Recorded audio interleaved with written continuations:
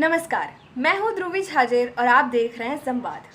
जहां चीन और भारत के बीच एलएसी पर तकरार अभी भी जारी है, वहां एक तरफ प्रधानमंत्री नरेंद्र मोदी ने चीन को ये समझाया है कि उसकी गुस्ताखियों को माफ़ नहीं किया जाएगा, वहां दूसरी तरफ विदेश मंत्री एस जयशंकर ने ये साफ साफ शब्दों में कहा है कि जो हमला चीन ने भारतीय सैनिकों पर किया था वो एक सोची समझी साजिश थी। इसी सिलसिले को लेकर भारत और चीन के बीच में मेजर जनरल लेवल की बातचीत भी हुई, जो 6 घंटे तक लगातार चली। जो बात सोची जा रही थी कि भारत के सैनिक अभी भी कुछ चीन के कब्जे में हैं, उस बात पर विदेश मंत्रालय ने ये स्पष्टि दी है कि भारत का एक भी सैनिक लापता नहीं है। विदेश मंत्रालय ने आगे कहा कि हम उम्मीद करते हैं कि चीन बॉर्डर पर अपनी गतिविधियों को सीमित करेगा। हालांकि हमें भारत की ताकत को नज़रअंदाज नहीं करना चाहिए। भारत भी सीमा पर चीन को एक मुंह तोड़ जवाब देने के लिए पूरी तरह से तैयार है।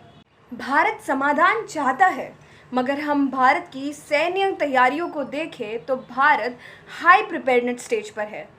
बातचीत और समझौते की बातें अभी भी जारी है, मगर हमारी सेना बॉर्डर पर हाई अलर्ट पर है और ट्रूप मूवमेंट भी काफ़ी ज़्यादा हो रहा है। जैसे ही चीन सीमा पर अपनी गतिविधियां बढ़ाता है, भारत मिरर डिप्लॉयमेंट कर रहा है। उदाहरण के तौर पर चीन के एक एक सैनिक के आगे हम उतने ही सैनिकों को तैनात करते हैं। चीन के साथ लड़ाई के लिए हम चीन के ताकत के समान रूप से तैयार हैं। हालांकि नई जानकारियों और सैटेलाइट तस्वीरों से ये साफ साफ नज़र आ रहा है कि चीन ने अपनी कारस्तानियों को बंद नहीं किया है। एक सैटेलाइट तस्वीर में तो ये नज़र आ रहा है कि एलएसी के चीन गलवान घाटी के अपनी तरफ चीन ने एक भारी संख्या में सेना के साथ बुलडोज़र तैनात किए हैं। और यह भी देखा जा रहा है कि जहां जहां बुलडोज़र तैनात किए गए हैं, वहां वहां नदी के बहाव में बदलाव आ रहा है। इसके अलावा एलएसी के पार चीन के 5 किलोमीटर के दायरे पर 100 से ज़्यादा बख्तरबंद गाड़ियां और बुलडोज़र होने की बात साफ हो रही है। अब सवाल यह उठता है कि क्या बातचीत से और समझौते से चीन की कूटनीतियों का हल मिल सकता है?